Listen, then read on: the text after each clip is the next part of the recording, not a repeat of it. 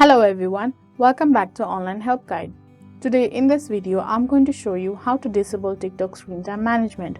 So watch this video till the end. First, open up your TikTok app.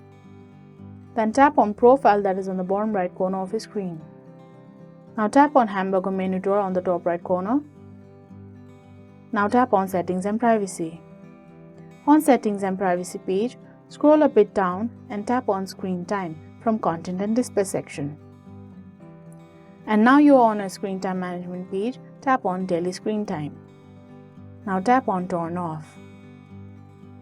Enter the code you had set. Now tap on Next. So that is how you disable TikTok screen time management. Thank you for watching Online Help Guide. Hope this video was helpful.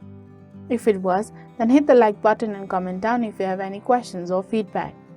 Also, if you are new to our channel, subscribe and hit the bell icon on our channel so that you don't miss our upcoming videos.